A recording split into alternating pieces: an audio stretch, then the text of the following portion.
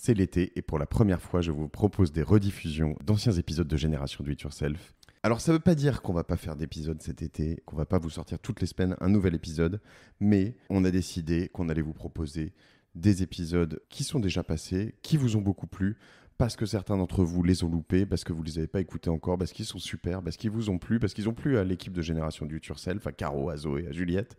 Voilà, donc cet épisode en fait partie. Écoutez-le, partagez-le s'il vous plaît. N'hésitez pas à nous faire vos retours. Je vous embrasse et profitez de votre été. Pour ceux qui sont nouveaux sur Génération Do It Yourself, on est au milieu d'une série d'épisodes très intenses et je vous recommande vivement de remonter quelques épisodes en arrière. Il y a du lourd. Pour ceux qui sont désormais habitués, je vous préviens tout de suite, je ne lâche rien sur cet épisode. Je m'apprête tout simplement à vous faire écouter l'une des conversations les plus passionnantes de ma vie. Navigateur, capitaine, aventurier, tant de qualificatifs peuvent évoquer Éric Bellion. Alors que rien ne le prédestinait à devenir marin, Éric est natif de Versailles, il a très tôt fait le choix qu'il voulait prendre sa vie en main et vivre des aventures. Il a à son actif un très beau palmarès de marin, plusieurs tours du monde, une transat Jacques Vabre et plus récemment le Graal, le Vendée Globe, course à la voile autour du monde, en solitaire, sans escale et sans assistance, qu'il a bouclé en moins de 100 jours. Éric nous raconte ses peines, ses joies immenses, ses préparatifs et l'importance du travail en équipe pour une course en solitaire. N'oubliez pas, si ce n'est pas encore le cas, de cliquer sur s'abonner sur iTunes et sur SoundCloud. C'est gratuit et c'est important pour moi. Bonne écoute sur Génération Do It Yourself avec Éric Bellion et votre serviteur Mathieu Stéphanie.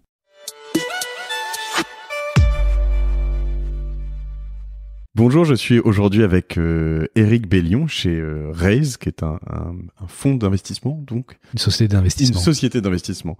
Bonjour Éric. Bonjour. Est-ce que je peux te demander de te présenter ? Oui, bien sûr. Donc je m'appelle Éric Bellion, j'ai 41 ans.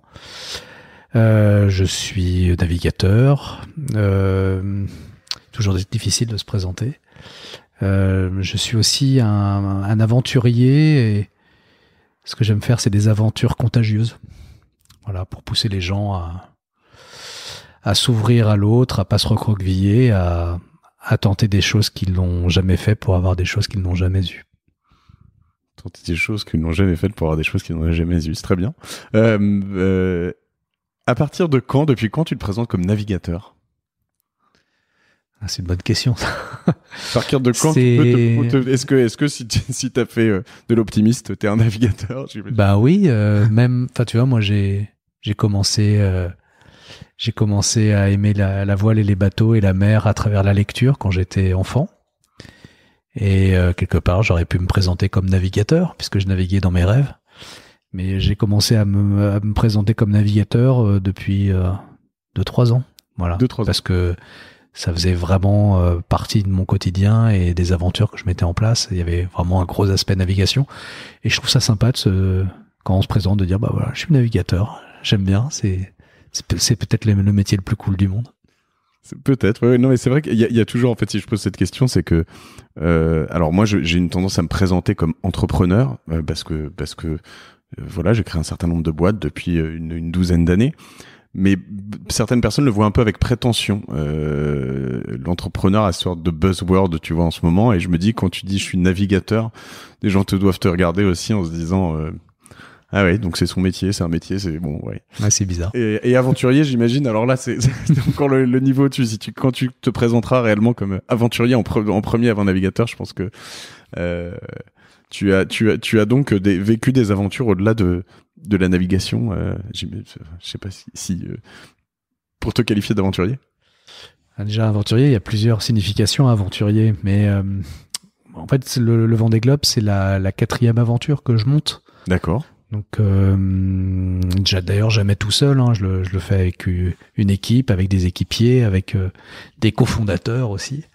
Et en revanche, il y a toujours eu un lien entre ces aventures, c'est qu'elles ont toutes trait à la différence et à la perception que l'on a de la différence. D'accord. Alors, on va revenir sur tous ces points, Vendée Globe, aventure, différence. Parce qu'en effet, évidemment, Alors, moi, j'ai eu l'occasion de te connaître par deux canaux différents. L'un qui est Pierre-Olivier Boucher, que je salue, qui m'a recommandé de te contacter. L'autre qui est le Vendée Globe, évidemment. Tu peux nous parler de tes trois autres aventures, alors, avant qu'on aille là-dedans, peut-être? Oui. Alors, la première aventure, ça a été un tour du monde à la voile que j'ai réalisé avec deux amis. D'accord. Donc, autour du monde sur une épave flottante de 8 mètres. Tout a changé dans cette aventure qui devait être une aventure, comme font beaucoup de jeunes après leurs études, d'aller naviguer autour du monde ou d'aller voyager autour du monde. Le truc, c'est tout a changé au moment où nous, on a eu envie de partager la chance qu'on avait à 25 ans de réaliser le rêve de notre vie.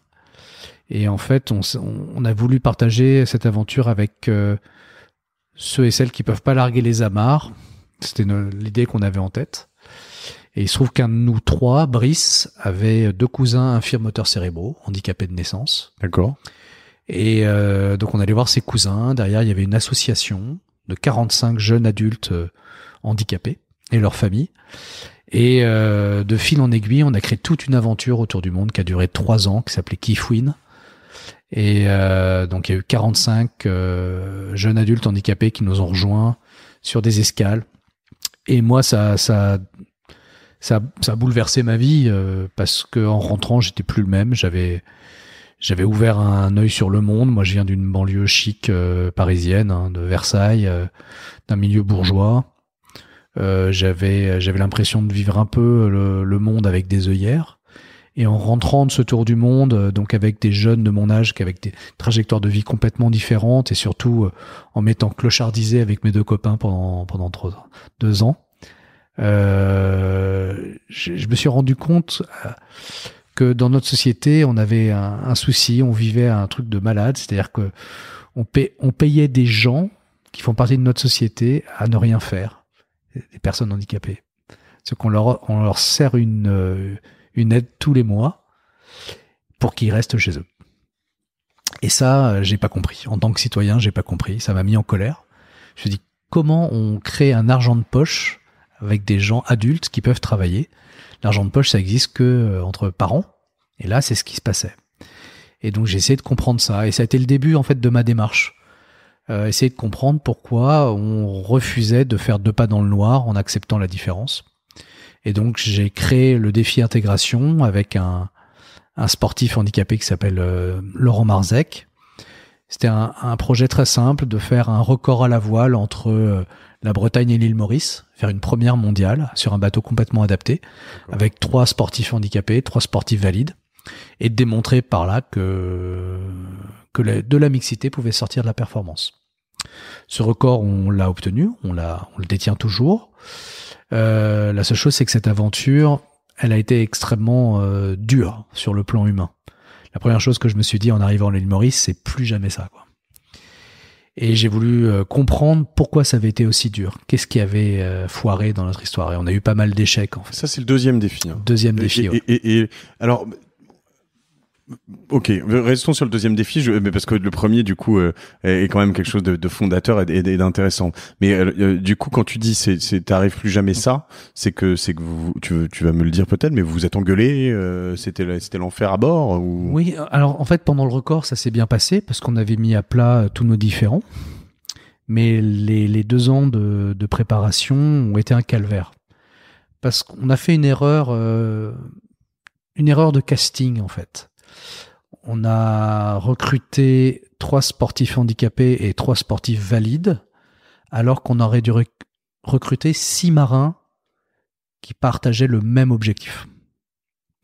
Et dans ces 6 marins qui partagent le même objectif, il pouvait y avoir des personnes handicapées, il pouvait y avoir des personnes valides. C'est complètement différent.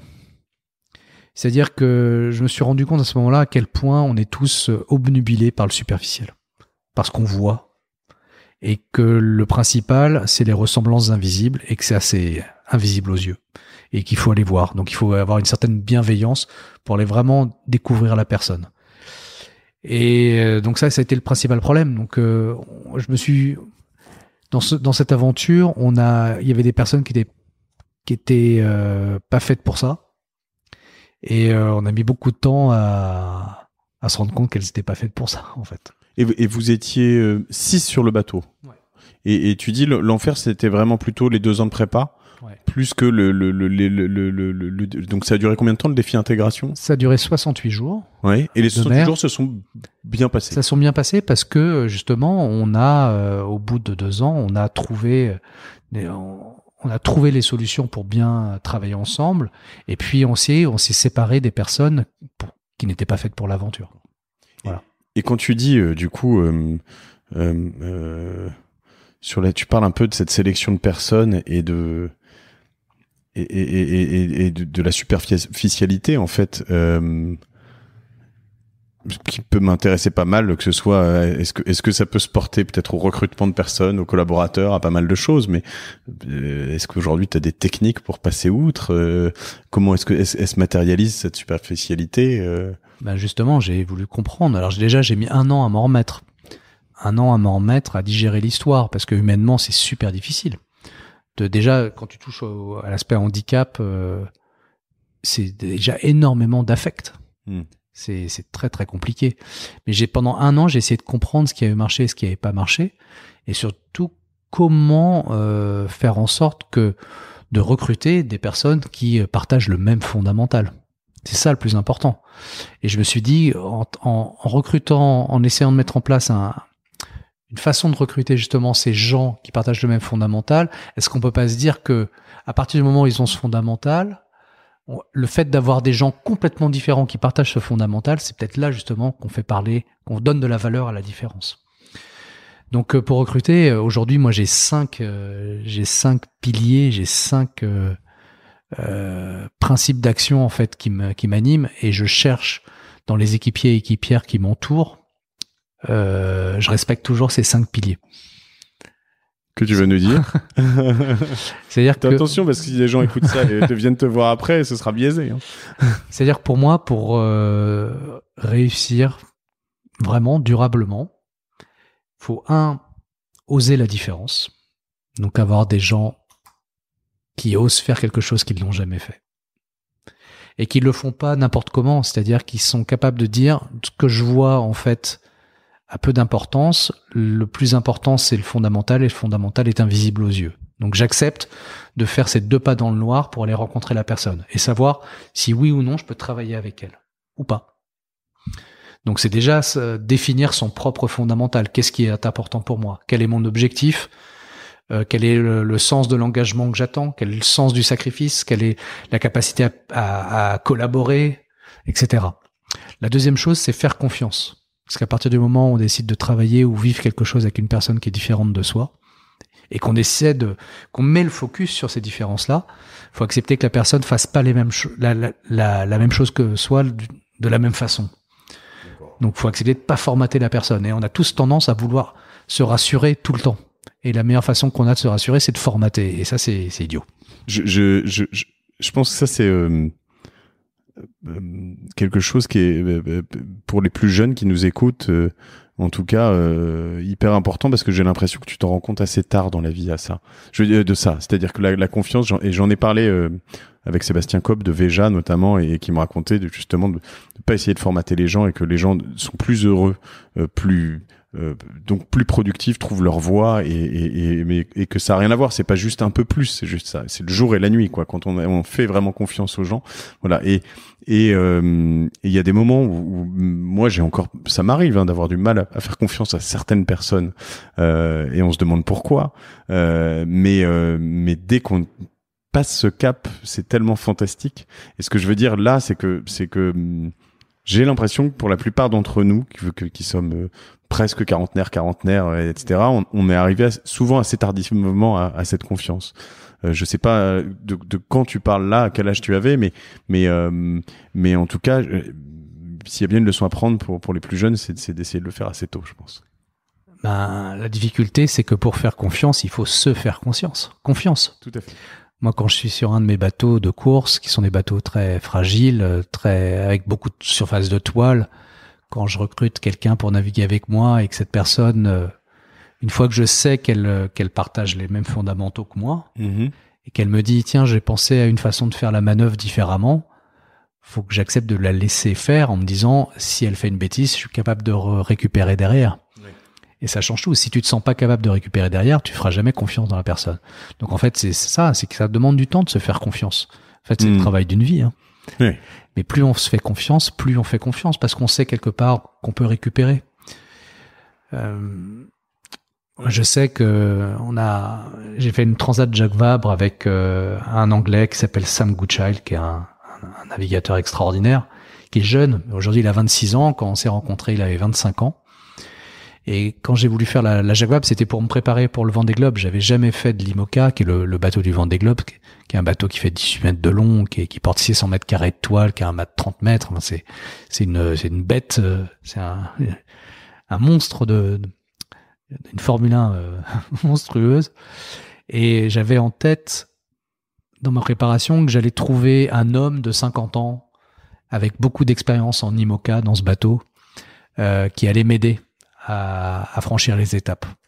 Et en fait, pas du tout. Je me suis retrouvé avec un petit jeune de 25 ans, anglais en plus, qui avait jamais fait d'IMOCA.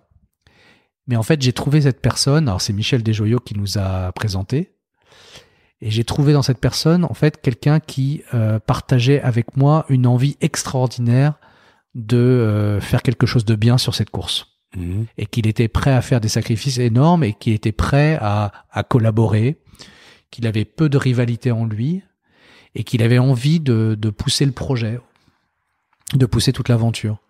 Et donc on a commencé à causer, et lui c'était un peu... il avait 25 ans mais c'était le plus capé, il avait beaucoup évolué dans la voile, il avait beaucoup travaillé avec les meilleurs sur des gros bateaux, et moi j'étais le plus vieux, donc 40 ans, qui avait jamais pris un cours de voile et qui fait tout à l'instinct. Et donc, il y en avait tous les ingrédients pour s'engueuler et pas se faire confiance, parce que lui voyait le gars qui débarque sur le circuit où il y a que des pros et qui est incapable de justifier un choix. Quand je décide de prendre telle ou telle voile, je peux pas faire un tableau Excel pour expliquer mon choix. La seule chose que je peux dire, c'est je le sens pas, ou je le sens. Et lui, il a accepté de respecter ça. Il a respecté ça. Et moi, en même temps, j'ai accepté de pas voir le jeune fou et de dire qu'au-delà de ces 25 ans-là, il avait la maturité pour faire en sorte que l'aventure aille jusqu'au bout. Et donc, on s'est fait suffisamment confiance pour nous dire nos fragilités, dire aussi en quoi on se sentait menacé par l'autre. On s'est fait coacher, en fait. Et ça a tout changé, et ce qui nous a permis de briller, puisqu'on sur cette course où il y a 21 bateaux avec les meilleurs du circuit, on finit 7e. Ce qui était une place inespérée, parce qu'on était l'équipage qui avait le moins d'expérience, en fait, sur ce support.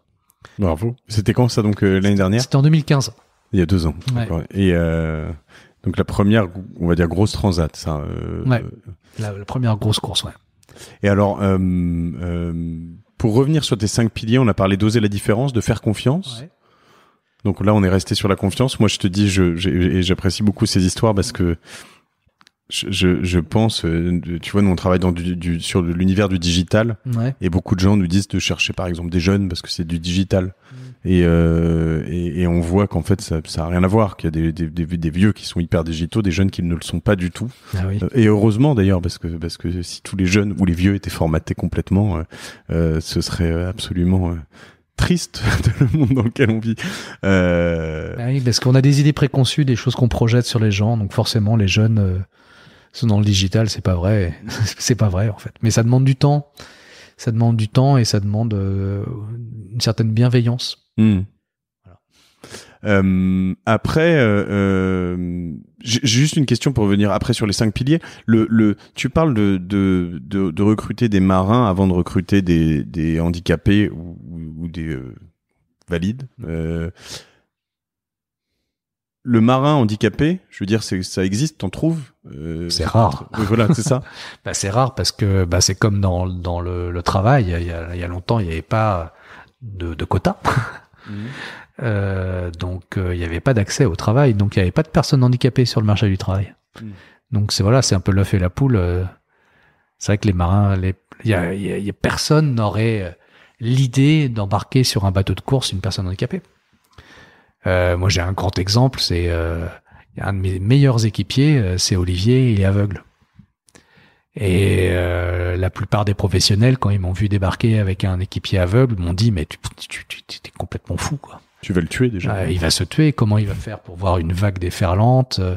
Si un cordage casse, comment il va voir si la voile lui tombe dessus? Enfin, genre, tout le monde avait plein d'idées préconçues sur ce qui pouvait arriver, tous les drames qui pouvaient arriver. La seule chose qu'ils n'avaient pas vue, c'est que Olivier, il avait une faculté énorme, c'est qu'il était aveugle. Et en fait, pour être un excellent barreur sur les bateaux, il faut justement pas utiliser la vue. Il faut utiliser ses sensations et les sensations de l'assiette. Et en fait, les très bons barreurs n'utilisent pas leurs yeux, ils utilisent leurs fesses. C'est comme un très bon cavalier ou un très bon pilote de Formule 1. Il pilote à la sensation. Et donc, en n'ayant pas la vue, Olivier, qui faisait déjà de la planche à voile, c'était pas n'importe qui, c'était l'homme le plus rapide en planche à voile aveugle, du monde, avec 24,7 nœuds. Donc, il avait déjà en lui la sensation de la glisse. Et donc, il a été obligé de travailler énormément sur ses sensations. Au début, c'était un piètre barreur, c'était le pire barreur qui soit. En fait, il nous faisait des sorties de route dans tous les sens. Mais très vite, à force de concentration, à force aussi de collaboration avec des membres de l'équipage, il a réussi à devenir le meilleur barreur du bateau. Et aujourd'hui, c'est un des meilleurs barreurs que je connaisse parce que son handicap est devenu en fait la chance de sa vie. Et grâce à ça, il barre super bien. Et alors, question un peu con d'un bleu de la voile. J'ai fait un peu de voile, hein, mais pas plus que ça. Je suis passé au-delà de l'optimiste, peut-être au hobby cat, mais et ça m'éclate. Mais un barreur, enfin, il faut quand même voir le ferry qui arrive en face ou l'île qui est. Donc ça, c'est le travail d'équipe en fait. Exactement. Ouais. Le barreur, Olivier, en fait, il peut barrer super bien quand le bateau est réglé. Si le vent change à 180 degrés, il fait demi-tour avec le vent. Donc il faut un équipier pour l'aider derrière. Et du coup, c'est quoi un bon barreur? Ça veut dire quoi? Alors si c'est explicable comme ça, mais ça veut dire un bon barreur, c'est quelqu'un qui va vite. C'est quelqu'un qui c'est comme un bon pilote, c'est quelqu'un qui va vite. Qui arrive à sentir le vent dans la voile et faire en sorte que ton bateau aille plus vite parce qu'il est au millimètre près. C'est quelqu'un qui est capable de faire en sorte que le bateau garde la même assiette le plus longtemps possible. Et donc tout ça, c'est énormément d'anticipation en fait sur ce qui va se passer. Et le truc, c'est que quand tu regardes, on a beaucoup d'instruments, hein, on a un cockpit avec un tableau de bord et on a les informations de vent qui nous arrivent. Et donc, tu peux réagir à la vue. Mais ce problème, c'est que le temps que le message passe de tes yeux à ton cerveau, t'as déjà perdu du temps. Alors que lui, et c'est le cas pour les très bons barreurs, l'information, elle passe d'abord par les fesses et directement au bras. D'accord. Elle passe pas par le cerveau et par les yeux. Donc, lui est capable, juste à la sensation d'anticiper le mouvement de la barre. Donc, il va beaucoup plus vite que quelqu'un qui a besoin de la vue pour barrer. Très bien. Et t'as convaincu tes collègues navigateurs, ou la plupart, ils le savent pas, ils s'en doutent pas aujourd'hui? Je veux dire, ceux qui te disaient tu étais complètement baboule. C'est un fait. Ils ont vu que ça marchait. Après, la difficulté, c'est jamais quand le fait est là, tout le monde dit oui, je savais, etc. Mais au début, quand l'idée a été d'intégrer Olivier, ça a été super compliqué parce que il y avait plein de gens qui pensaient que c'était vraiment une très mauvaise idée, qu'on allait se blesser, que lui allait se blesser. Mon équipage aussi, à un moment, était proche de la mutinerie, en disant, comme il faisait énormément de sorties de route parce qu'il avait pas de contrôle, qu'il avait besoin de plus de temps pour barrer correctement, on cassait du matériel, les équipiers qui se reposaient pouvaient pas se reposer parce qu'il fallait sortir sur le pont pour réparer ce que Olivier cassait. Donc ça a créé des tensions énormes. Et une sortie de route, pardon, mais pour justement expliquer sur de la voile, c'est donc on te donne un cap, on te dit de suivre quelque chose et c'est quand tu le suis plus ou c'est c'est-à-dire que les bateaux sont très toilés et ils sont toilés pour un angle de vent précis. Si on sort de cet angle de vent, le bateau se couche.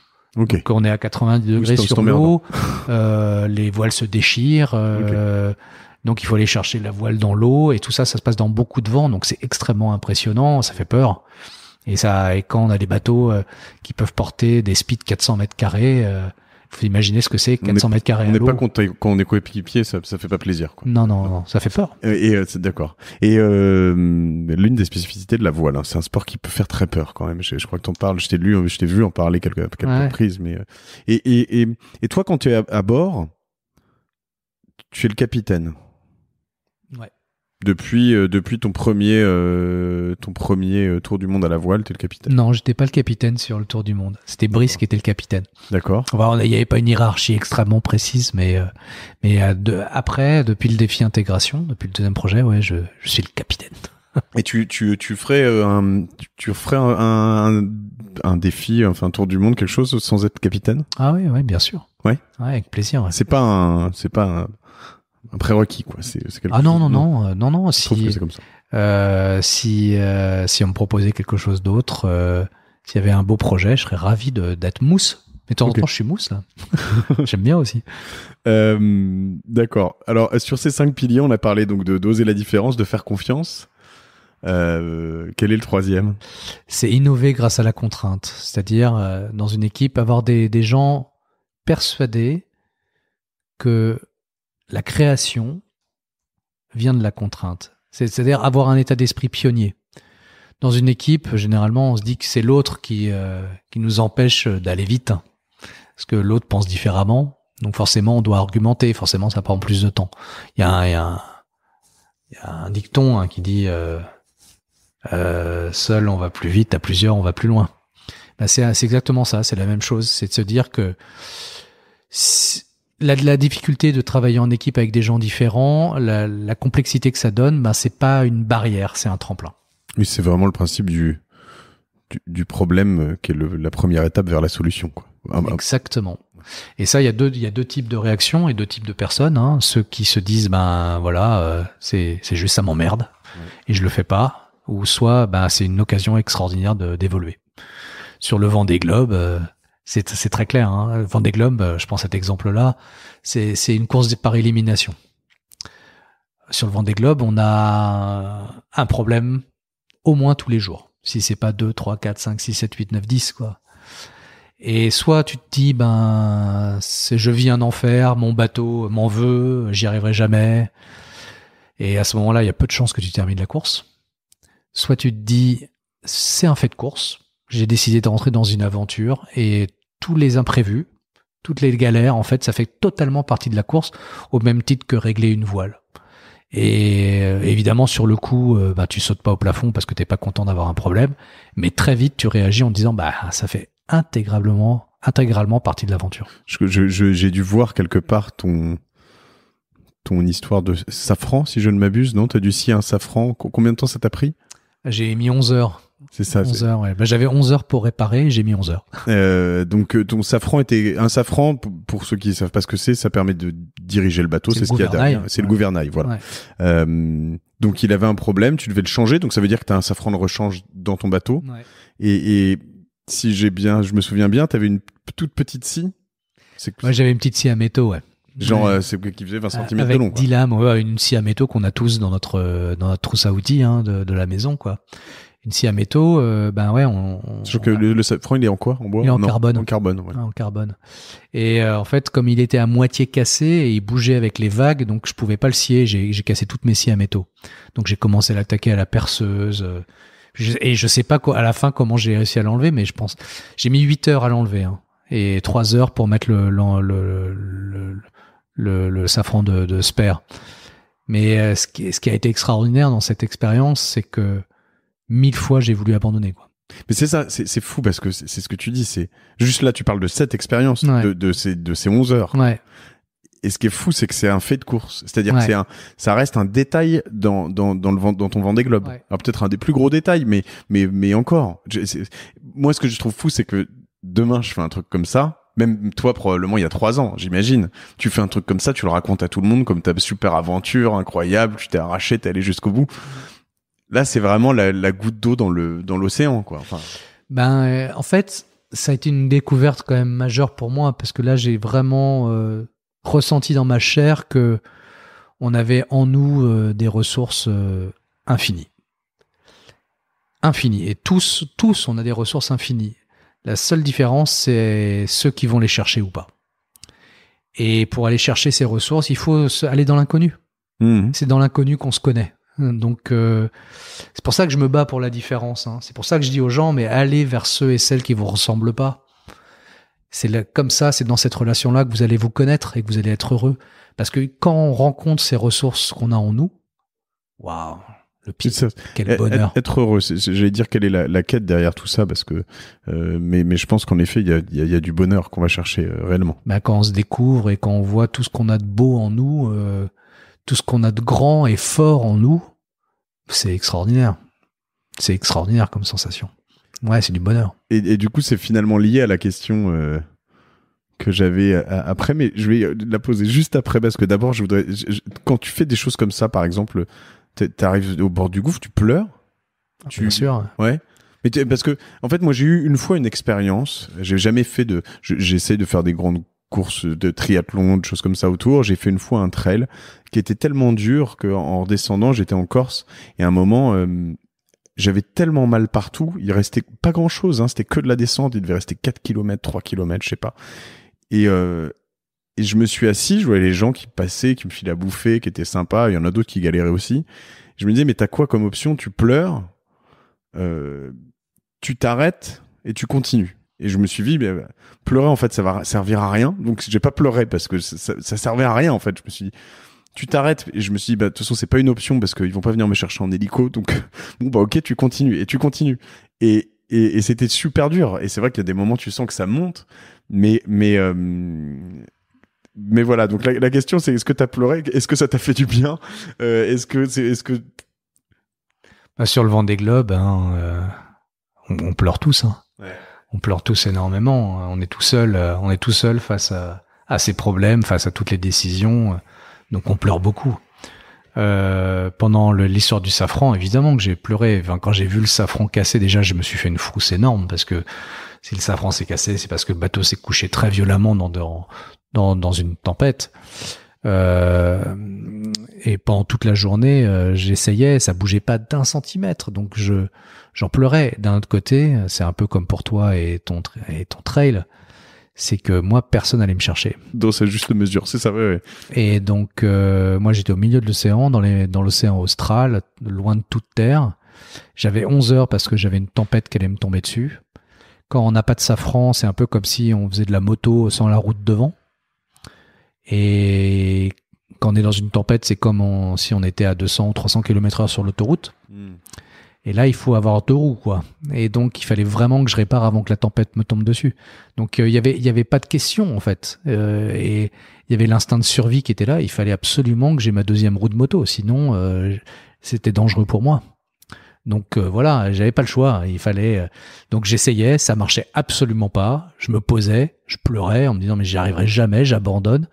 Et puis, je mangeais 2 cacahuètes et puis... je retrouvais la force pour essayer à nouveau, puis que ça bouge pas, et puis repleurer, et puis voilà. Et il y aurait eu quelqu'un t'aurais eu l'option alors t'avais l'option d'abandonner, mais c'est peut-être pas évidente, parce qu'en effet, comme tu le dis, il y a une tempête qui arrive sur ta gueule, il y aurait eu pas cette tempête ou une facilité d'abandon, t'aurais eu une terre à 20 km, tu crois que ça aurait peut-être changé tes décisions à ce moment-là, ou... C'est possible, je peux pas le dire. Ce qui est sûr, c'est qu'à ce moment-là, moi j'avais quand même assez peur. Hein. Je me suis, à ce moment-là du Tour du Monde, moi je me demande un peu ce que je fous là. Je regarde même avec envie certains qui abandonnent, en me disant ils peuvent partir la tête haute, parce que c'est tellement dur ce qu'on vit. Ouais. C'est extraordinaire, hein. Moi j'ai vécu l'aventure de ma vie, c'est fabuleux, mais c'est tellement dur, faut se rendre compte à quel point on est misérable. Donc je sais pas, peut-être que j'aurais abandonné, effectivement. Et les ressources, tu vas les chercher en toi à fond, à 99-90%, je sais pas. Quelle est l'importance de ton staff à ce moment-là?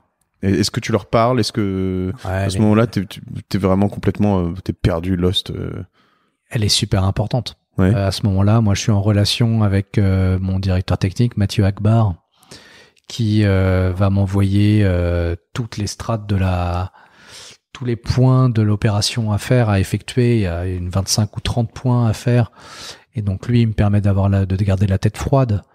Il y a Fabienne Leménian aussi, qui est la directrice, la team manager du projet, qui m'en monte le moral. Comme un seul homme qui nous a accueillis cet après-midi et qu'on salue parce qu'elle m'a aidé à organiser tout ça. Merci Fabienne. Ouais, merci Fabienne. Donc ces deux personnes-là, elles sont super importantes. Puis il y a tous ceux qui ont participé, il y a tous ceux... Je reparle de Sam Goodchild aussi, qui était proche de l'aventure. Il y a ma coach aussi. Toutes ces personnes-là, en fait, elles sont super importantes. Et c'est vrai que t'as pas envie d'abandonner pour eux. Après, t'es seul. Ouais. T'es seul. Et c'est ce qui rend... quand ça marche, quand il y a la réussite, c'est extraordinaire parce que tu sais que t'as réussi seul. Et ça, c'est un tatouage que tu te fais sur la peau en disant « je suis capable de faire ça ». Et moi, c'est ce qui a changé aussi le Vendée. C'était que j'ai commencé à vraiment avoir confiance en moi en disant « ce que je viens de faire, c'est assez extraordinaire. Changer un safran dans les mers du Sud avec 4 mètres de creux, c'est pas mal. » Oui, on n'a pas parlé des creux, on n'a pas parlé parce qu'il faut vraiment se mettre là-dedans. Hein. T'es pas sur une mer d'huile de la Méditerranée en plein été, tranquillement, en plein soleil, assillé, ton petit truc derrière. T'as des énormes creux. T'es accroché, du coup? Non, je suis pas accroché parce que je suis dans le cockpit de mon bateau. Ah, ok. Mais je reçois des vagues énormes, ouais, à ce moment-là. Donc, je travaille à l'arrière de mon bateau. Je suis protégé. Je peux pas tomber à l'eau, mais en revanche, je suis ouvert à l'océan. Donc, je reçois des paquets de mer, quoi. Ce qui est compliqué quand on commence à attaquer à la perceuse, parce que la perceuse reçoit des tonnes d'eau. Donc à un moment, ça marche plus. Et tu te coupes, tu fais des tas de choses, pas là, peut-être. Non, je me suis pas coupé, mais je me suis mis plein de carbone, je me suis beaucoup dans les doigts, je me suis beaucoup abîmé les mains. Ok. Tu t'es blessé sur ce Vendée Globe? Non. Vers la fin, la dernière semaine, qui a été assez éprouvante, parce qu'il y avait plusieurs... j'ai eu une semaine de tempête sans arrêt. Mais je me suis twisté les 2 genoux parce que j'avais plus après 99 jours de mer, j'avais plus tellement de muscles dans les jambes. Donc là, je me suis fait des entorses aux genoux, quoi. D'accord. Et tout ça, c'est vrai que c'est toutes ces choses à gérer qui sont infernales. Alors, si j'ai bien compris, donc la particularité de ton projet, c'est quand même t'avais fait en solitaire 4-5 jours avant de faire le Vendée Globe au maximum tout seul, c'est ça? J'ai fait 2 fois 6 jours de navigation, mais j'avais jamais navigué en solitaire auparavant. Donc 2 fois 6 jours, basta.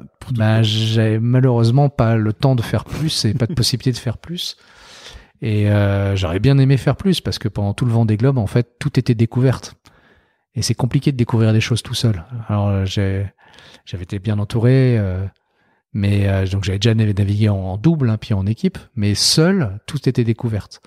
Et c'est vrai que ça, c'est le poids de la solitude sur une aventure comme ça, c'est que comme tout est nouveau, et quand on essaie de faire quelque chose, on est toujours en train de se dire est-ce que c'est bon, est-ce que c'est pas bon? Et on adorerait qu'il y ait quelqu'un qui nous dise ouais, t'as raison, c'est la bonne solution ce que t'as choisi. Ou quelqu'un qui dise non, on n'y va pas, ça c'est vraiment très con. Et mais donc voilà, c'était comme ça. Et puis c'est vrai que c'est beau qu'en suivant ces principes d'action, ça marche encore une fois, quoi. Qu'en n'ayant jamais fait de solitaire, on puisse arriver premier bisu du Vendée Globe, juste en respectant des principes d'action et juste en allant faire quelque chose qu'on n'a jamais fait avec des clés, quoi. Oui, parce que et en plus tu découvres, c'est comme tu le dis, c'est-à-dire que j'imagine que sur des choses comme peut-être pas l'alimentation, mais au moins le côté psycho, clairement, le sommeil aussi, des choses comme ça. Quand t'es à 2, tu peux dormir un peu plus, quoi, j'imagine. Là, c'est quoi ton sommeil? Sur le Vendée Globe, j'ai dormi 4h30 par 24 heures. Mais en moyenne. Mais en combien de fois? Fractionné, c'est en 5-6 fois, quoi. Donc tu fais des nuits de 40 minutes. Ouais, c'est ça, c'est entre 20 minutes et ça peut aller jusqu'à 2 heures max, quoi. Et tu te réveilles, tu programmes tes réveils ou tu te réveilles parce que juste ça bastonne dans tous les sens? Alors c'est une bonne question. Moi j'ai commencé en essayant de faire un peu comme ce que j'avais entendu de la part des autres marins. Donc je me mettais des réveils et en fait ça marchait pas avec moi parce que j'arrivais pas à trouver mon sommeil, j'arrivais pas à trouver mon rythme. Et il y a un moment où vraiment j'ai décidé d'arrêter de suivre un peu les autres et de me dire non, ce qui compte c'est toi. Donc tu vas apprendre à te connaître toi. Et donc j'ai arrêté de mettre des réveils. J'ai arrêté de regarder mon ordinateur, j'ai arrêté des choses comme ça et je me suis écouté. Et quand j'étais fatigué, je dormais. Quand j'étais pas fatigué, je continuais de naviguer. Et en fait, c'est ce qui m'a permis de trouver mon rythme et d'accélérer. Et il y a aussi des moments où tu es fatigué, où tu peux pas dormir.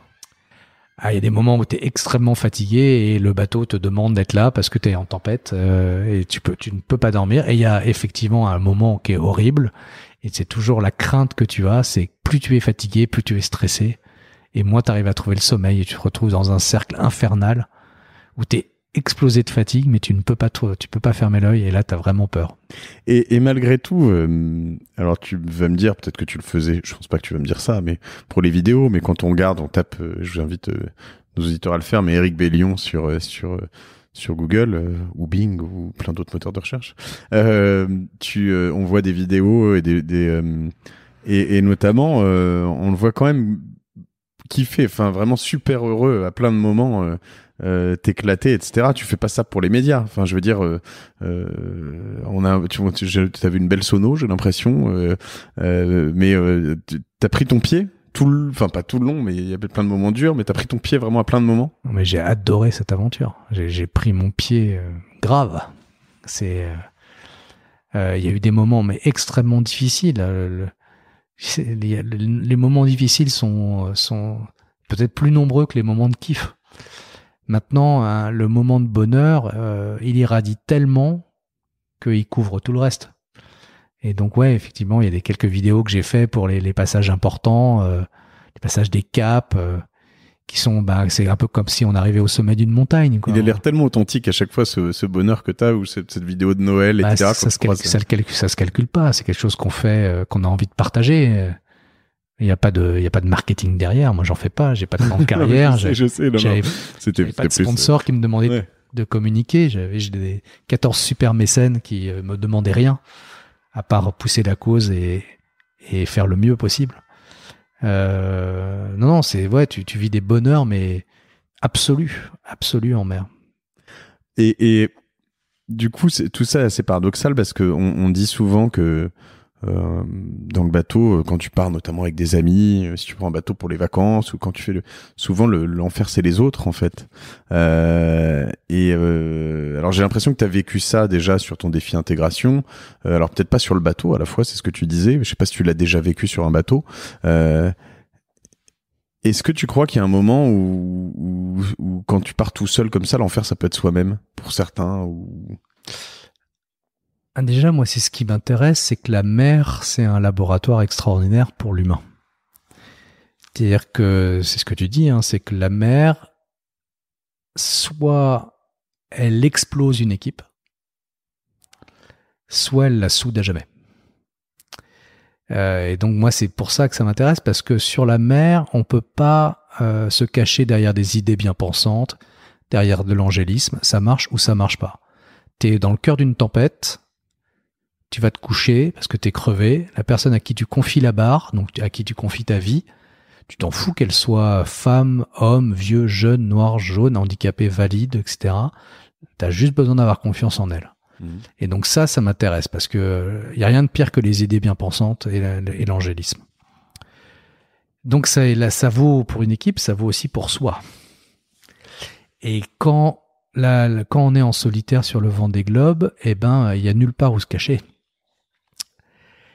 Quand on est en équipe, quand on est skipper, quand il y a un truc à faire, je sais pas, une manœuvre précise, que tu sens pas trop, ou par exemple monter au mât, on va dire. On a des mâts qui font 30 mètres de haut.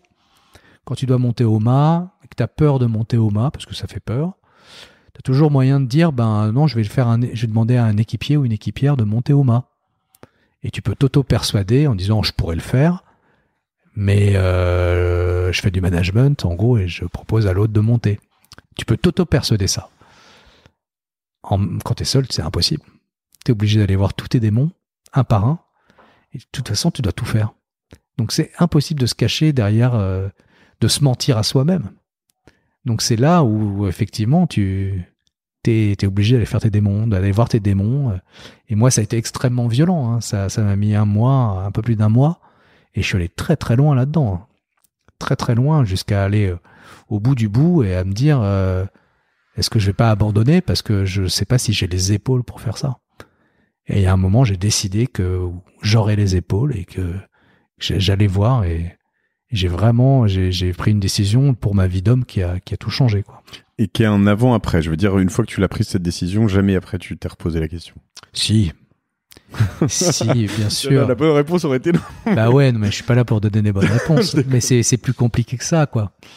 En fait, c'était la première action qui a permis à la fin que je me pose plus de questions. Parce que c'est jamais, tu passes pas du noir au blanc. Il y a toujours une transition grise. Dans les films, ça. Décider d'aller dans les mers du Sud, moi, c'est là le moment où ça s'est passé. Ça m'a permis d'avoir l'essor de mon safran, de changer mon safran, de prendre plus confiance, et après de rentrer dans une tempête importante que j'ai décidé d'aller affronter, et de voir que je pouvais faire confiance dans mon bateau. Et ces 3 choses m'ont permis de lâcher, d'accepter de rentrer dans l'aventure, et de commencer à accélérer comme un fou et de doubler tous mes petits copains, quoi. Et de faire le résultat que j'ai fait. Parce qu'avant, t'étais pas à fond. Ah non. Et tu mettais le frein. Enfin, c'était volontaire ou c'était involontaire? Ah non, c'était volontaire. J'avais peur. Peur. Je bridais mon bateau. Je sentais que mon bateau, il voulait accélérer comme un fou, mais moi, j'avais peur parce que j'avais pas confiance en moi. Donc, je pouvais pas avoir confiance dans mon bateau. C'était impossible parce que moi, je me sentais pas capable de récupérer s'il y avait un problème. Et le premier, donc, enfin, les premiers, j'imagine, eux, ils sont à fond. Ouais. 100% de A à Z. Ouais, tout de suite, ils sont à fond, ouais. Et plus ils sont à fond, plus ils vont vite. Et après, chacun pousse le délire. Et il y en a, il y en a en revanche qui gardent le frein tout le long, quoi, à peu près. Enfin, ouais, okay. Bien sûr. Ouais. Et ça, tu crois que enfin, évidemment, tu te reposeras des questions, mais je veux dire, si toi demain tu repartais là-dessus, tu dirais là cette fois-ci que tu partirais à fond. Je partirais à fond, mais en fait, je partirais toujours avec le même principe, en élevant la difficulté, en élevant mon exigence. Moi, quand je pars sur une aventure, je me fous de l'objectif. L'objectif ne m'intéresse pas. Quand je suis parti sur le Vendée Globe, de nombreux journalistes m'ont demandé quel était mon objectif de résultat, devant qui je voulais arriver, après qui. Enfin, c'était vraiment leur grande question. Et moi, à chaque fois, je leur répondais la même chose, c'était que je m'en fous. Ça m'intéresse pas. Ce qui m'intéresse, c'est de trouver une harmonie entre moi, la mer et mon bateau. Et je savais que si j'obtenais cette harmonie, forcément, j'allais avoir une performance importante. Et forcément, si je sentais cette harmonie, j'irais très très vite. Mais c'est super compliqué à atteindre cette harmonie-là. Moi, ça m'a mis 1 mois et demi pour l'atteindre. Mais à partir du moment où tu l'as, waouh. Sachant que c'est 1 mois et demi, mais c'est spécial parce que c'est 1 mois et demi en accéléré. C'est-à-dire que c'est du full time. C'est 24/24. Voilà, c'est ça, 24/7. Ouais. C'est pas, je veux dire, si tu devais le projeter dans d'autres sports ou d'autres activités sur lesquelles tu y mets 3 heures par jour ou 7 heures par jour, voilà, faudrait quand même un peu plus de temps pour. Il faudra des années. Ouais. Non, mais on dit, certaines théories disent que pour masteriser un sujet, il faut, alors selon, mais je crois que c'est pour arriver à 80% de maîtrise, il faut entre 300 et 400 heures de travail. Et après, pour arriver à 100, en l'occurrence, c'est beaucoup plus généralement de travail. Ah ouais, bien sûr. Pour atteindre la maîtrise de la technique. Ouais. Ah ouais. Mais après, il y a la maîtrise de... C'est pas le principe des 10 000 heures, je sais. Possible. Je sais plus. Je regarderai pour les notes. Ouais. Allez, on a fait 3 piliers, il nous en reste 2. Et puis en plus, quelques défis que tu nous as pas racontés encore, mais j'imagine qu'on les a plus ou moins quand même. Oser la différence, faire confiance, innover grâce à la contrainte. Viser la performance collective. D'accord. C'est-à-dire, une des grandes découvertes de toutes ces aventures, c'est que pour avoir de la performance, faut pas viser la performance. Faut viser l'harmonie. C'est ce dont on parlait. C'est-à-dire que si on vise l'objectif et une performance, on va se crisper, on va se comparer. On va rater le plus important qui est de se découvrir. Et ça marche pour soi ou en équipe. Et d'essayer de travailler au maximum de ses possibilités. Et c'est là-dessus qu'on doit mettre toute son attention. Parce qu'à partir du moment où on a cette harmonie, eh ben, la performance est au rendez-vous. Et l'objectif, il n'est pas atteint, il est explosé. Donc, c'est ça. Viser la performance, viser l'harmonie. 4e principe d'action. Et ce qui alors, je sais pas dans quelle mesure tu vas nous le dire, mais tu en parles justement autour de toi, mais on suit tout ça. Je pense que c'est très applicable à beaucoup d'entreprises aussi, tout ça. C'est-à-dire que la performance collective qu'on oublie souvent en isolant pas mal des services d'un côté, d'autre, en mettant en avant certains, en cachant les autres. Je pense qu'il y a vraiment quelque chose d'intéressant là-dedans. Et donc le 5e pilier, c'est le bonheur. C'est exulter ensemble, en équipe. C'est le 5e pilier et c'est en même temps la résultante de tout. Et ce qui permet aussi d'amorcer le fait de, à nouveau, oser la différence. Moi, aujourd'hui, je carbure à la différence. C'est-à-dire que pour être heureux, à chaque fois qu'il y a une voix qui est pas expérimentée, c'est celle que je tente. À chaque fois que je vois quelqu'un de louche, je m'en approche et j'essaie de comprendre en quoi cette personne peut partager avec moi des fondamentaux, des choses importantes. Et c'est parce que je sais que c'est le fait d'être le plus différent de moi qui va m'apporter, qui va me rendre plus innovant, plus heureux et qui va me permettre de réussir mes défis. On peut parler de zone de confort également un peu. C'est sortir de sa zone de confort. Ouais. On parlait de Fabienne qui nous a accueillis tout à l'heure, qui est la directrice de Comme un seul homme. Fabienne, quand je l'ai recrutée, c'est à peine si elle connaissait la vente à l'arrière d'un bateau. Et quand généralement une équipe de Vendée Globe recrute un team manager, je dis parce que généralement c'est un homme, et c'est quelqu'un qui a déjà fait le Vendée Globe ou qui est un grand coureur. Et moi, Fabienne, le fait qu'elle ait pas fait de la voile, ça me dérangeait pas. En revanche, je voyais qu'on partageait énormément de choses très fortes ensemble.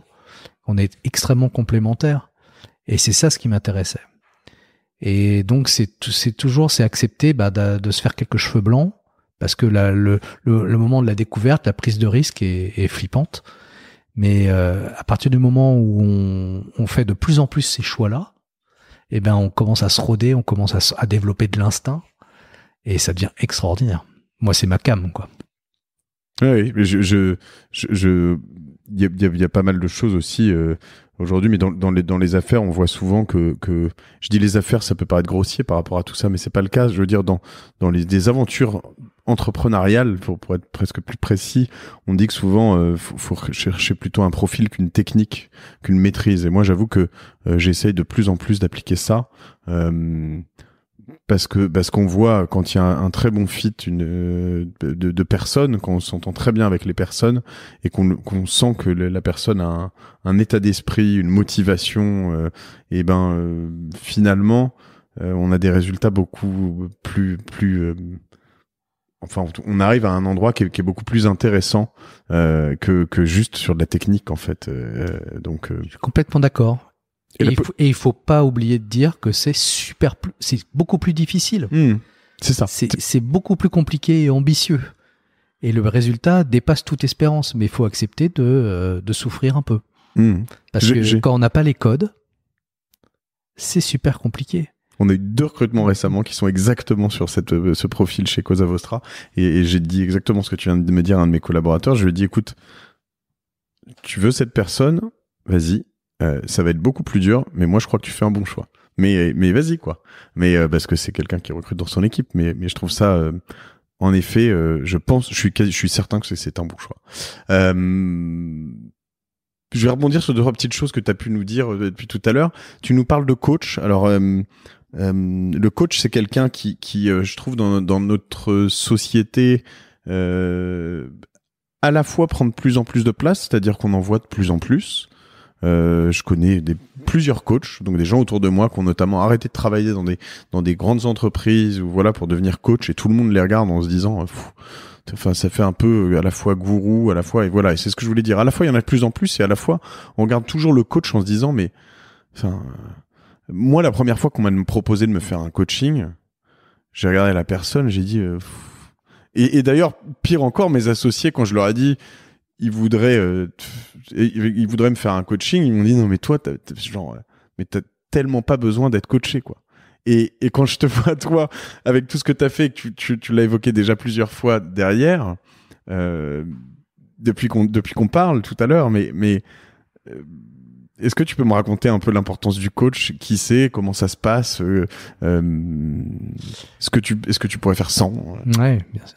Alors moi je me suis fait accompagner par une coach qui s'appelle Lydie Lemaire, C'est une coach qui a un aspect psy.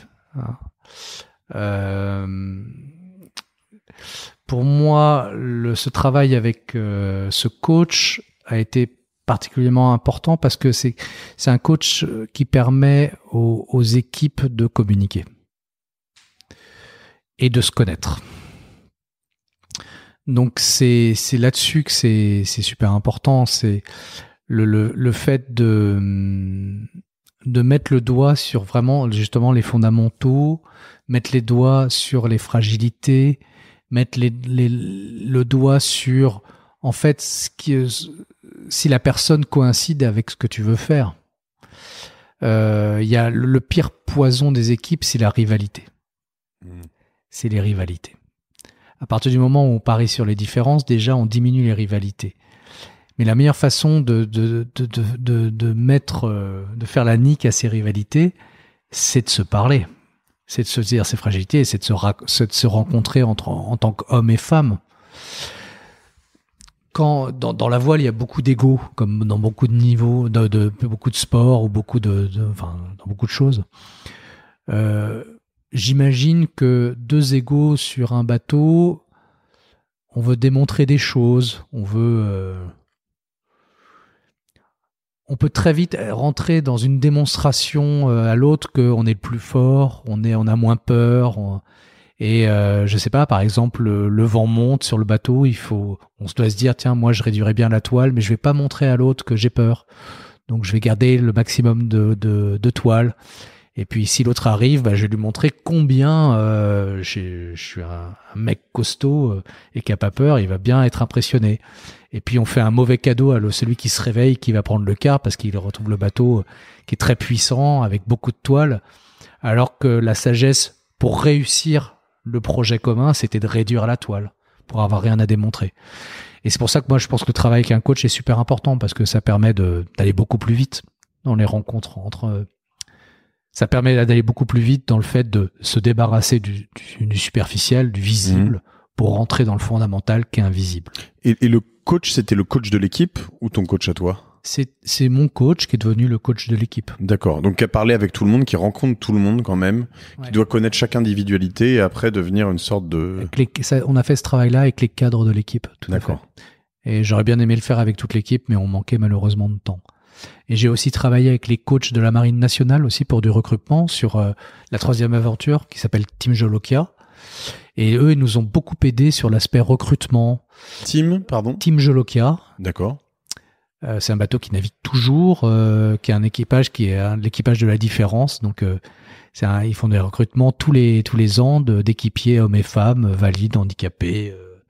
Enfin bref, le but, c'est de montrer que la différence est une force. Et que cette différence peut sortir la performance. Et donc, on a travaillé avec les psychologues de la Marine nationale et c'était absolument passionnant. Parce qu'au début, recruter justement des personnes différentes mais qui ont le même fondamental, c'est facile à dire, mais à faire, waouh, super compliqué. Et moi, j'ai vu que dans mes recrutements, il fallait absolument pas que j'utilise mon instinct parce que à chaque fois qu'une personne était vraiment différente de moi, j'avais aucune envie de la recruter parce que je trouvais que cette personne était louche. Parce qu'elle me ressemble pas. Et à chaque fois, je voyais le danger arriver parce que on est tous pareils, on a envie de se rassurer, donc on a envie de recruter des clones visuellement. Donc des gens qui ont le même âge ou la même CSP ou le même diplôme. On essaie de se rassurer par tous les moments, par tous les moyens.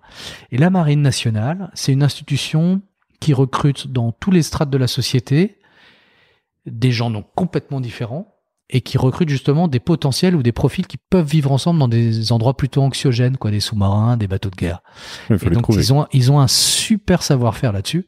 Et moi, ils m'ont permis justement de voir vraiment le fondamental en me disant telle personne. J'ai un exemple, j'ai l'exemple de Benoît qui a été équipier avec moi sur Team Jolokia. Benoît, il vient de Montreuil, pas des quartiers bobos de Montreuil, des quartiers plutôt chaud de Montreuil. Et quand je l'ai vu débarquer avec cette tête rasée, hyper agressif, moi, le petit gars de Versailles, je me suis dit, qu'est-ce que je vais faire avec un gars pareil ? Il a l'air motivé, mais au moins, en termes de management, il me faisait peur, quoi.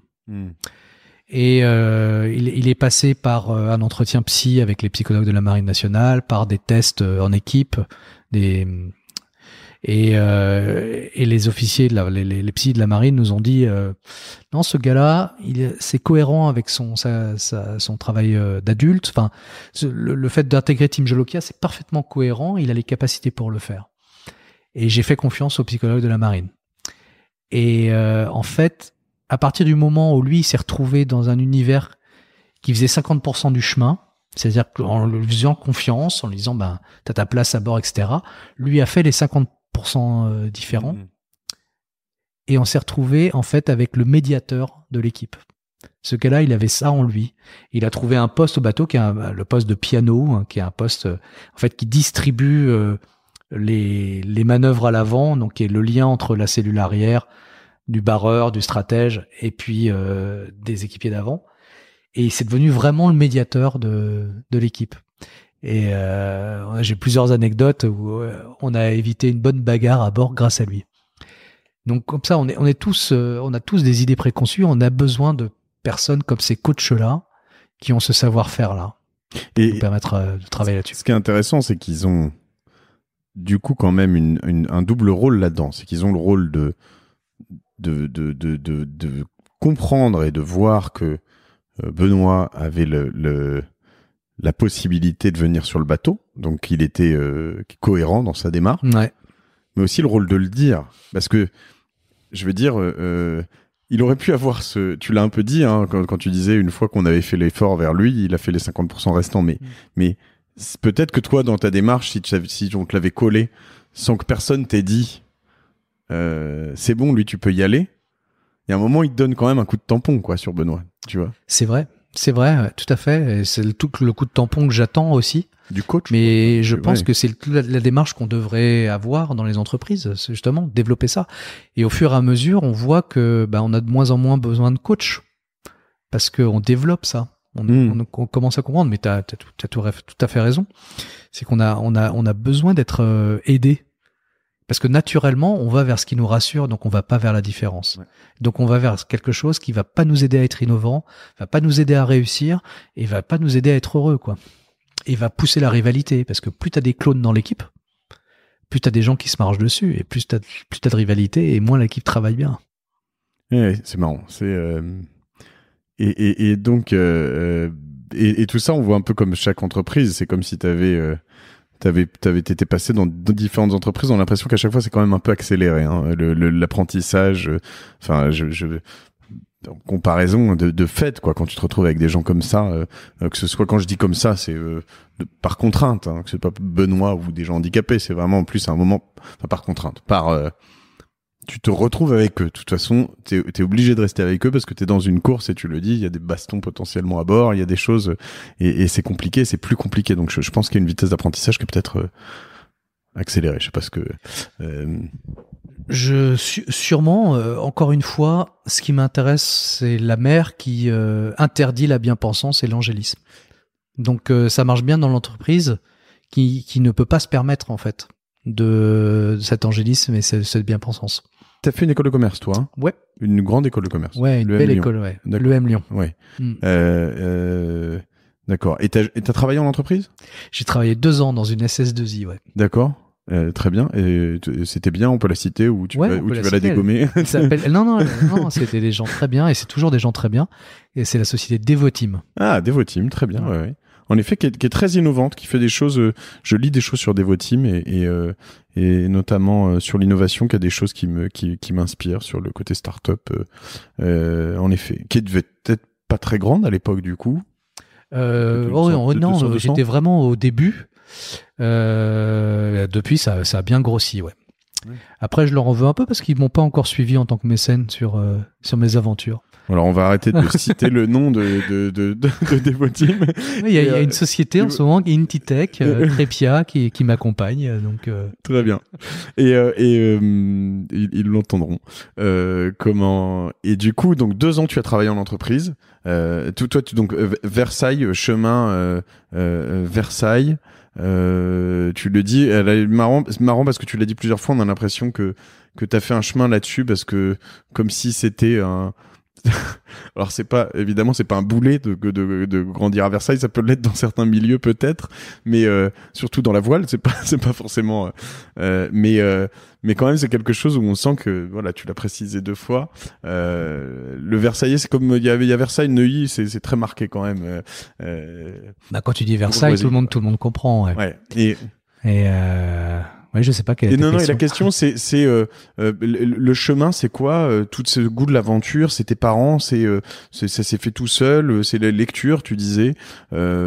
Comment tu passes en effet, Éric Bellion à Versailles jusqu'à Éric Bellion en train de scier son petit safran, son gros safran. C'est quoi le chemin? Le chemin est tortueux. Hein. Il y a plusieurs choses qui ont été déterminantes. Effectivement, il y a la rêverie, la lecture, qui m'a donné une soif d'aventure et une envie de découverte d'un certain état de grâce que j'ai atteint plusieurs fois. Mais ça, c'est vrai que c'est le Éric romantique, on va dire. Et puis, l'aspect différence, c'est un cadeau de mon père. Mon père est bègue. Alors, tu l'entends pas parce qu'il parle comme toi et moi, mais il le fait en contrôle. En revanche, il m'a toujours raconté quand j'étais plus petit le regard des autres, le poids du regard des autres et en fait, j'ai développé grâce à lui, peut-être à l'insu de son plein gré, à l'insu de lui, mais j'ai développé grâce à ça une aversion pour les cases. D'accord. Donc, quand on m'a proposé un tour du monde, j'ai eu envie d'aller faire ce tour du monde-là. J'ai découvert qu'il y avait des choses différentes de Versailles, différentes du milieu bourgeois dans lequel j'évoluais. J'ai découvert le monde, j'ai adoré ça, et j'ai voulu le connaître. C'est marrant parce que du coup t'as l'aversion pour la case Versailles. Finalement, t'as peut-être aussi dans tout ça une forme d'aversion pour la case M Lyon. Enfin, je veux dire, à un moment, tu t'es dit quand tu sors de certaines grandes écoles, pour beaucoup, le chemin est tout tracé, quoi. Et encore hier, un de mes potes, je vais pas le citer. Même si ça le ferait marrer, mais quand même je vais pas le faire, qui me parlait t'es allé à un mariage HEC. Ah là là, les mariages HEC, genre comme si c'était le mythe de 2 HEC qui se marient, et voilà, et pourtant bon, il y a plein de choses très bien dans toutes ces écoles d'excellence, et moi je en plus j'y participe d'une manière ou d'une autre, je suis coach, prof, voilà, donc je peux pas dire le contraire, mais c'est vrai que on a l'impression que t'es un peu aussi sorti de cette case, quoi. Te dire à chaque fois que t'es dans une case, alors c'est sortir de ta zone de confort. On revient toujours à ça, mais. Alors, moi, j'ai aucune aversion pour Versailles ou mon école de commerce ou les écoles de commerce en général. Moi, j'ai vécu une belle enfance à Versailles. Je remercie mes parents pour ça. Je me suis fait plein d'amis. Mon école, elle m'a super bien formé. Elle m'accompagne encore en plus. Donc, c'est que des gens super. Ce qui me chagrine c'est la seule chose, c'est le manque de diversité. Mais j'ai peut-être dit aversion, je voulais pas dire ça, en tout cas je voulais dire sortir des cases. C'est plus ça, c'est-à-dire se dire, et c'est vrai que moi je peux comprendre ça, c'est dérangeant de se dire, en fait je suis là-dedans, tout le monde s'attend à ce que je fasse ça, je suis un bon soldat et je continue. Je comprends mieux. Et j'ai l'impression que t'as toujours essayé de ressortir de ce truc-là. Ouais. Je vis toujours avec beaucoup de mal le fait qu'on me mette dans une case. Je supporte pas qu'on me dise, par exemple, quand je faisais beaucoup de projets d'aventure avec des personnes handicapées, on me qualifiait de Eric, le capitaine au grand cœur, capitaine de la diversité. Je déteste ça. Donc la prochaine fois que je te vois, tu te présenteras plus comme navigateur, quoi. Peut-être. Peut-être. Et du coup, d'accord. Et donc la première premier tour du monde, j'aime bien comprendre sur le tout premier comment c'est quoi l'élément déclencheur, comment tu le finances, enfin je veux dire il y a toujours ce moment dans nos vies où on parlait d'avant-après sur ce moment du Vendée Globe, mais souvent une vie d'entrepreneur ou de gens qui se lancent comme ça, où finalement il y a un jour où on se dit bon allez je teste ça, je vais quitter Devoteam, je vais faire ça, il faut trouver du pognon, faut croire, et ce qui m'intéresse vraiment, ce que je cherche à comprendre ici sur ce podcast, c'est se dire Je crois qu'il n'y a pas de recette du succès parce que on voit que tous les succès sont très différents dans les gens que je rencontre. On l'entend en tout cas. Il y a des recettes de l'échec probablement un petit peu. Et il y a surtout en revanche des leçons de l'échec qui m'intéressent particulièrement.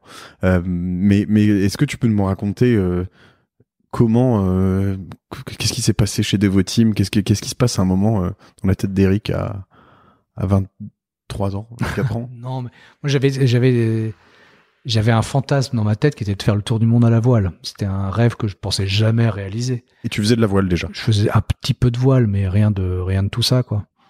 Mais j'avais ce fantasme-là qui vient de mes lectures. Et il se trouve que pendant mes études, j'ai rencontré 2 copains, Hervé et Brice, qui avaient ce fantasme aussi. Et c'est la magie des rencontres, c'est que tout devient possible. Et donc on est parti sur cette aventure-là. Et en rentrant chez Devoteam, je savais que je partirais faire le tour du monde. Donc voilà. Et ce tour du monde-là, très vite, il m'a fait peur aussi. Mais mes parents étaient absolument pas pour. Je me suis fait convoquer à la table de la cuisine, là où tout se passe, la table de la cuisine. Convoqué à la table de la cuisine pour que mes parents me disent que je faisais l'erreur de ma vie. Mon patron m'a dit que je faisais l'erreur de ma vie.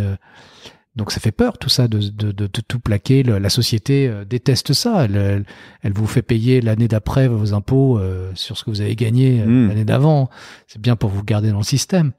Donc tout ça fait très peur. Et on a fait changer ce système et on a été rattrapé. Ça aurait été bien. Le prélèvement à la source, ouais. Mais donc on est coincé quelque part et c'est vrai que tout ce qui sort de la norme fait peur. Mais moi, il fallait absolument que je sorte et j'ai ressenti ça très fort. C'était en moi.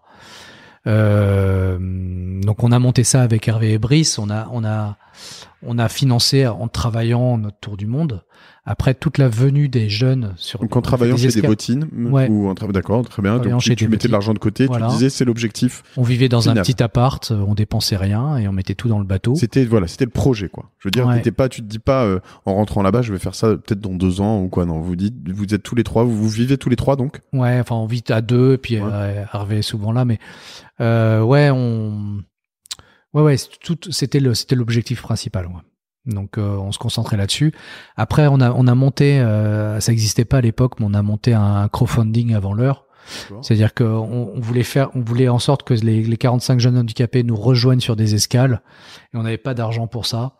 Donc on a monté une course virtuelle sur Internet entre notre bateau qui avançait avec le vent et un bateau virtuel qui avançait avec des euros. D'accord. À chaque fois que quelqu'un mettait 1 euro, le bateau faisait 1 mille nautiques. Mmh. Le parcours faisait 50 000 milles nautiques autour du monde. Et en fait, on s'est fait battre à plat de couture puisque nous, on a fait 1 fois le tour du monde, on a fait 50 000 milles nautiques. Et le bateau virtuel a fait 1 fois le tour du monde, 2 fois le tour du monde et 3 fois le tour du monde. Il y a eu un engouement extraordinaire pour cette toute petite aventure, très modeste. Il y a des tas de gens qui ont suivi ça. C'était sur Internet déjà ? Ouais, on avait un blog. Quelle année donc ? C'était entre 2003 et 2006. Ouais, donc il y avait même pas. Enfin, Internet, c'était gros, mais pas du tout aussi gros. Non, c'était pas aussi gros que ça. On avait trouvé une banque qui avait accepté de nous faire un deal pour payer en carte bleue sur Internet parce que ça n'existait pas, ça coûtait extrêmement cher. Et donc là, il avait. Quelle banque ? Je ne sais plus. Dommage. Je crois que c'est la SOG. D'accord. La Société Générale. Il me semble que c'est eux. Et et puis à l'époque, il y a 5000 personnes qui nous avaient donné leur mail pour qu'on leur raconte tous les jours. Tous les jours, on envoyait une nouvelle. Aujourd'hui, 5000 personnes qui donnent leur mail, c'est un truc de dingue, quoi. Donc, il y en a une belle communauté qui suivait ça. C'était assez extraordinaire. Moi, ça a été le déclencheur de tout. Et là, tu étais sur une épave flottante. Ah ouais. Que t'as acheté, comment, à qui Alors, c'est Brice qui l'a acheté et on s'est retrouvé avec ce bateau qui était un bateau qui pourrissait en Belgique parce que le propriétaire pouvait plus rentrer à l'intérieur parce qu'il était devenu trop gros. Donc, il pourrissait et le bateau était vraiment pourri. Il était fait un peu à la truelle et le lest qui est normalement en plomb sur ces bateaux-là. Là, il n'avait pas d'argent, donc il était avec des galets et des clous de chemin de fer. Aïe. Vous l'avez refait ? On l'a refait, mais on n'y connaissait rien, donc on l'a refait comme on pouvait. Mais c'était un bateau Isabelle Autissier qu'on a rencontré en Patagonie longtemps après le départ, nous a dit en nous voyant que jamais elle aurait traversé la rade de Brest sur ce bateau-là. C'était de la folie. Et c'est vrai qu'avec du recul, moi, j'aurais jamais fait ça. C'était pure folie. Dangereux, quoi. Ouais, c'était dangereux. Et en plus, t'emmenais des jeunes là-dessus. Alors, sur des balades. Mais D'accord. on est surtout allé dans les mers du Sud. Moi, pendant le Vendée Globe, je suis repassé par les endroits où je suis passé avec ce bateau-là, notamment toute la traversée du Pacifique Sud. Et je le referai jamais, ce qu'on a fait. C'était vraiment un truc de fou. Le bateau coulait. Enfin, c'était totalement déraisonnable. C'était formateur. Ouais. Et donc, d'accord. Et donc, vous avez financé vous-même plus le crowdfunding et ça a suffi. Ouais. C'était comme ça. Ah ouais. Ok, pour vous lancer. Mais écoute, ça, c'est les rêves on sent qu'ils étaient profonds, que tu as voulu le réaliser vite. Ouais, mais tout est possible. Hein, quand on a une envie farouche, tout est possible. Et donc, un tour de monde à la voile. Deux petites dernières choses. Tu m'as parlé de causes actuellement et de mécènes. Donc, on parle notamment du défi Comme un seul homme. C'est quoi Comme un seul homme? Comme un seul homme, c'est des aventures contagieuses. L'idée, c'est de lutter contre le recroquevillement sur soi, de démontrer que l'autre est la clé pour être performant, innovant et être heureux. Et je suis intimement convaincu que c'est quelque chose qu'on ne peut pas imposer, c'est quelque chose qui doit être inspiré et on doit démontrer et, si possible, donner des clés. Et pour ça, moi, je me sers de l'émotion de l'aventure. Donc, je tente des choses que j'ai jamais fait avec des équipages avec qui je ne devrais pas vivre ou travailler. D'accord. Et on raconte tout. On raconte les galères, les échecs et en quoi ça marche. Et à chaque fois, et ça fait là depuis le début de ces aventures-là, que en ayant toujours parié sur quelque chose qui est différent de moi, en ayant accepté d'avoir cette bienveillance, de faire 2 pas dans le noir, eh ben, j'obtiens des choses que je ne pensais pas obtenir. Et j'explose tout ce que je pensais espérer. Et le Vendée Globe, c'est le dernier exemple en date. Jamais fait de solitaire, je me retrouve premier bisu de l'épreuve. 9e au total? Ouais, 9e. 9e sur 28. 28, à l'arrivée, il en restait 17 ou 29, on était 28 ou 29, je sais plus. Bravo, hein, c'est vrai que c'est vraiment la force de ton projet et premier bisu, ça doit faire quelque chose. Ouais, mais ça, surtout que tu as fait une remontée de folie, quoi. Il y a un moment quand même où tu étais 15e ou 7e. Ouais, bah écoute, c'est parce que il y a un moment où en ayant accepté de faire quelque chose de différent, en ayant en m'étant fait confiance, en faisant confiance dans mon bateau, en m'étant forgé vraiment un état d'esprit pionnier, en choisissant de pas choisir l'objectif, mais de choisir l'harmonie, ben je me suis senti vraiment en état de grâce. J'ai eu 1 mois d'état de grâce et là j'ai doublé tout le monde, quoi. Je volais sur l'eau, quoi. Mais je l'avais déjà ressenti donc avec Sam Goodchild en double et je l'avais déjà ressenti en équipe sur Team Jolokia ou sur le Fastnet avec 12 personnes de cette équipe. On est allé battre des professionnels, les mercenaires de la Coupe de l'América, qui ont été bien étonnés en découvrant que le bateau qui les avait battus, il y avait un gars qui descendait avec son fauteuil roulant, un autre qui dépliait sa canne d'aveugle, des filles petites, pas musclées, des gars bedonnants. Et ce qui est incroyable, c'est qu'à chaque fois, en choisissant cette différence-là, on a cet état de grâce qui rend heureux parce qu'à chaque fois, on vit plus qu'une course, on vit une aventure totale. Et ça, tout le monde peut le vivre.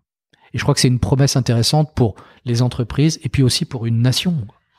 Et pour les gens dans leur ensemble, mais je crois que à toute proportion gardée, avec beaucoup de modestie, j'essaye aussi un peu je crois que je suis pas mal dans cette recherche de cause avec au moins Génération Do It Yourself, c'est-à-dire se dire en effet, et je suis ravi parce que ce que tu nous dis aujourd'hui, ça fait partie des valeurs que j'aime transmettre, c'est de se dire qu'en effet, allons vers la différence, allons faire des choses qu'on pense ne pas forcément pouvoir faire, tentons les choses ailleurs, sortons de notre zone de confort,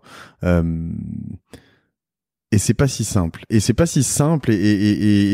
si simple, c'est de trouver, alors pour toi, des mécènes, je pense aussi, et ça fait partie de ta vie aujourd'hui, de trouver les mécènes, c'est les mêmes qui t'accompagnent. Enfin, est-ce que tu fais des tours de table? Comment ça se passe, du coup? Bien sûr. C'est quoi le modèle économique? Je cherche toujours de l'argent. Le modèle économique, c'est du mécénat. Hein. C'est une cause. Moi, je tombe sur des entreprises qui sont assez extraordinaires et sur des gens assez extraordinaires qui se disent que la différence, c'est pas une case à cocher dans leur rapport annuel. Le bullshit, ça les intéresse pas, quoi. Donc, c'est des entreprises quasiment militantes en disant, voilà, nous, ce qu'on vit à l'intérieur, si on le fait bien à l'intérieur de l'entreprise, ça peut rejaillir sur la société. Et démontrer qu'aujourd'hui, une société qui se recroqueville ou qui croit que des vieilles recettes vont permettre de se sentir heureux, ils vont se planter. Je trouve que c'est une pensée hyper moderne, une vision hyper moderne. Et on peut les citer, tes mécènes Bien sûr.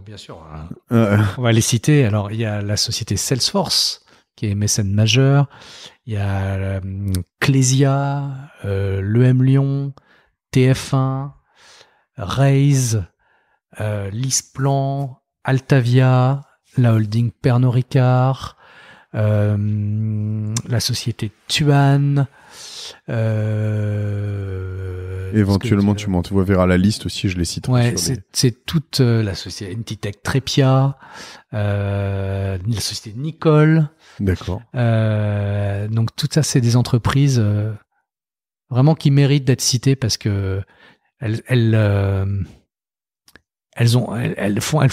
prennent des risques, quoi. Elles te demandent rien en retour. Rien. Et ils sont même pas sur le bateau, je crois, si là. Ils apparaissent en tout petit sur le bateau à titre de remerciement. D'accord. Mais non, ils demandent rien. La seule chose qu'ils attendent, c'est d'avoir cette contagion positive dans l'entreprise. Toi, tu fais des choses chez eux où tu vas les voir. Je vais les voir, j'embarque les collaborateurs et eux font en sorte d'animer aussi la chose en interne. Mais c'est l'objectif, il n'est même pas d'améliorer les choses dans l'entreprise, parce que ça améliore les choses concrètement dans l'entreprise, mais c'est vraiment faire en sorte que chaque collaborateur devienne un ambassadeur de ça. Et un Salesforce, comment tu arrives à choper un Salesforce qui est quand même c'est par la France ou c'est des rencontres, des rencontres avec Olivier Derrien, le patron la France. Olivier, au moment où on s'est rencontrés, il avait un besoin de fédérer ses troupes parce que Salesforce a une croissance énorme, et donc que les collaborateurs aient un lien fort. Et le Salesforce, la société a un modèle de charity qui est poussé par Marc Benioff, qui est le créateur, qui est le 1%. Donc, ils donnent 1% de leur chiffre d'affaires, 1% de leurs produits et 1% du temps de leurs collaborateurs pour des causes. D'accord. Et pour eux, c'est super important. Et aujourd'hui, la cause diversity et equality est aussi primordiale. Enfin, c'est leur sujet numéro 1. Et donc, c'est arrivé à ce moment-là. Et donc, ils ont choisi comme un seul homme parce que c'était sexy. Oui. Le truc, c'est qu'à chaque fois qu'on parle de diversité en France, et je déteste ce mot diversité, c'est toujours avec des discours bien pensants, angéliques, qui nous font chier. Moi, il n'y a rien de pire que d'aller à la semaine du handicap ou la journée équité homme-femme, etc. Ça ne marche pas, personne n'a envie d'aller là-dedans. Comme un seul homme, c'est une démarche complètement différente, c'est des aventures contagieuses. L'idée, c'est d'amener des gens qui ne devraient pas être là à s'asseoir et à écouter. Et ça fonctionne super bien. Et comment les gens peuvent te contacter? Sur les réseaux sociaux, sur Facebook, LinkedIn, LinkedIn, Twitter, comme un seul homme, sur Facebook. Il y a plein de façons de me contacter. C'est assez facile. Il suffit de chercher un petit peu sur le site. Mais comme un seul homme, vous trouverez. Voilà. Et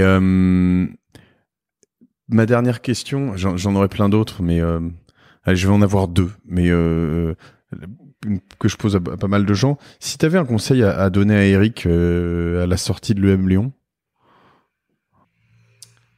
Fais 2 pas dans le noir. Fais 2 pas dans le noir, c'est la clé de ton bonheur. C'est intéressant. C'était un peu le sens de ma dernière question que j'avais, parce que on touche un peu le bonheur et souvent maladroitement. T'es pas trop passé par cette case, mais on le cherche souvent dans un premier temps par le succès professionnel, par l'argent, par pas mal de choses. Puis on se rend très vite compte que ça fonctionne pas du tout. Et Et du coup, quand je vois ta tête sur ces vidéos où t'as l'air au sommet de l'Everest, et tu l'es quelque part, hein, mais dans d'autres conditions, et là t'as l'air très heureux, mais est-ce que entre les aventures, est-ce que le bonheur tu ne l'atteins que à ce moment-là, ou est-ce que entre les aventures t'es malheureux? Est-ce que parce que ce serait assez limité finalement aussi de dire je vais chercher le bonheur à ce moment-là et puis le reste du temps je suis malheureux. Ce serait pas une totale réussite, tu vois ce que je veux dire? Je vois très bien ce que tu veux dire et je suis passé par là aussi. Ça m'arrivait souvent de créer une aventure et puis après de déprimer après que l'aventure se soit passée parce que je mettais tellement de choses, puis j'avais tant d'attentes de ces aventures que j'étais souvent déçu par le résultat. Et ça crée, alors c'était assez positif aussi parce que ça crée des frustrations et d'autres questions qui nourrissaient l'aventure d'après. C'est comme ça que j'ai fait 4 aventures. La seule chose, c'est que peut-être en vieillissant, ou je sais pas, en réfléchissant et en me connaissant mieux, parce que j'ai fait aussi un gros travail sur moi, parce que quand tu t'intéresses à l'autre, à la relation à l'autre, tu t'intéresses à toi et à la relation à toi-même. Donc ça, pour moi, tout ça, ça va avec un gros travail personnel pour se découvrir soi-même. Cette aventure du Vendée Globe, comme un seul homme, je l'ai voulu pour me faire du bien aussi. Et j'ai jamais voulu me sacrifier quelque chose. C'était une aventure à vivre en sérénité, en bonheur, avec mon équipe aussi. Et donc, je me suis extrêmement préservé pendant cette aventure, même si j'ai souffert énormément aussi. Mais en arrivant, j'avais cette double satisfaction d'avoir atteint bien au-delà de tous mes rêves, mais aussi de m'être extrêmement respecté. Et donc, je ressens pas cette déprime-là, parce que c'est plutôt, je ressens un sentiment d'achievement, comme disent les Anglais. Je sais pas quoi, je trouve pas le mot en anglais, mais c'est pleinement accompli. Et donc, je me sens extrêmement libre d'aller sur d'autres territoires. Je me sens extrêmement serein et je suis très heureux. D'accord, bah écoute, merci d'avoir partagé ce bonheur. Alors, je suis ravi de cette discussion, Eric. J'espère que tout le monde sera ravi et puis te suivra un peu partout et puis qu'on aura l'occasion de se recroiser après de prochaines belles aventures. À bientôt. Merci beaucoup pour la qualité des questions. À bientôt. Merci d'avoir écouté Génération Do It Yourself. J'espère que cet épisode vous a plu. J'imagine que c'est le cas si vous êtes encore là. Alors si c'est le cas, eh bien écoutez, n'hésitez surtout pas à le partager sur les réseaux sociaux et puis évidemment à le noter, en particulier sur iTunes pour remonter dans l'algorithme de nos amis de chez Apple. Je vous souhaite une très bonne journée. L'épisode 14 de Génération Do It Yourself, c'est fini.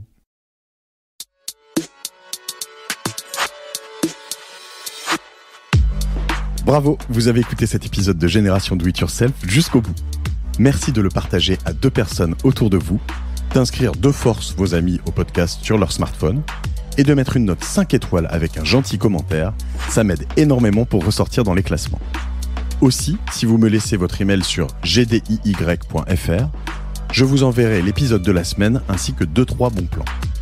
Pour finir, n'oubliez pas que si vous avez des besoins en accompagnement digital, toute l'équipe de Cosa Vostra va vous bichonner comme il se doit si vous nous écrivez sur contact@cosavostra.com. Je suis Mathieu Stéphanie et je vous embrasse.